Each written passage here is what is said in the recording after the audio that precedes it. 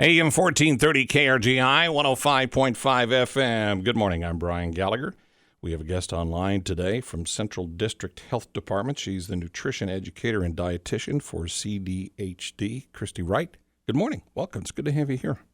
Thank you. Her purpose is to remind us about something that we need to know more about. It's National Birth Defects Awareness Month.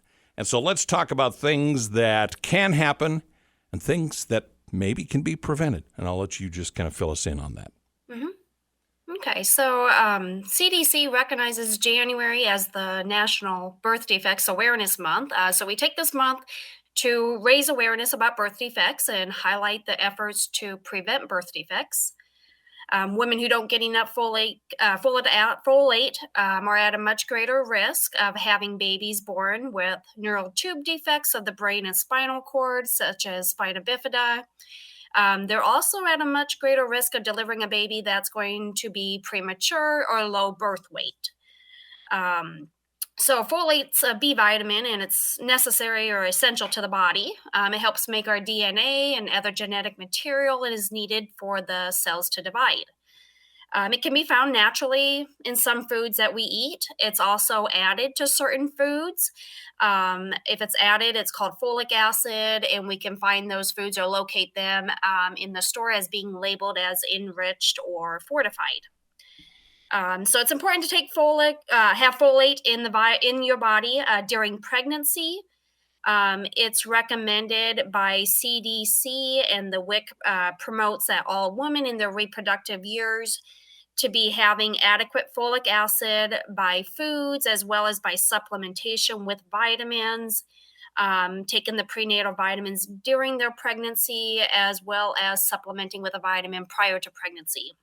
It's interesting you mentioned the WIC program because trying to help mothers raise healthy kids is good. Well, if you can get a head start by feeding them while they're still in that development stage, it's even more important. Exactly. So what are some of the things that mothers should do? I guess the simple thing is eat smart, but it's so easy to say that, but sometimes it can be hard to do. You mentioned some of the specific things that moms should look for, but in trying to make sure that they are eating right and then make sure their kids are eating right as they start to grow, let's give them some easy tips perhaps, or maybe source them to somewhere where they can find out some more information. Okay. Well, through the WIC program, we provide education to the moms. So that's one way that they can make sure that they are on track and getting the folic acid that they need for their pregnancy. We also educate them on what type of foods you can purchase to get enough folic acid or folate in the diet. There are some key foods that WIC provides, such as whole grains and fortified cereals, which means that they have the added folic acid to the cereals to help the moms get enough folic acid. We also offer a variety of different legumes or dried beans or peas that they can get on the program. And then another great thing is that you can get folate from a variety of different fruits and vegetables, in particular the green leafy vegetables like maybe spinach or kale. And then some of the other ones like asparagus and broccoli would have the folate in them.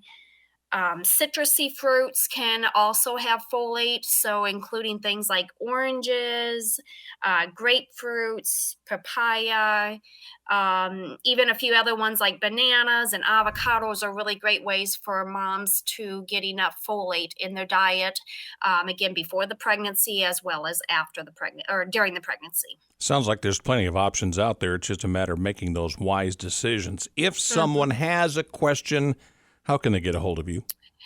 You can reach us at the WIC office, which is part of CDHD, and that phone number is 308-385-5188. Christy Wright is the nutrition educator and dietitian at Central District Health Department.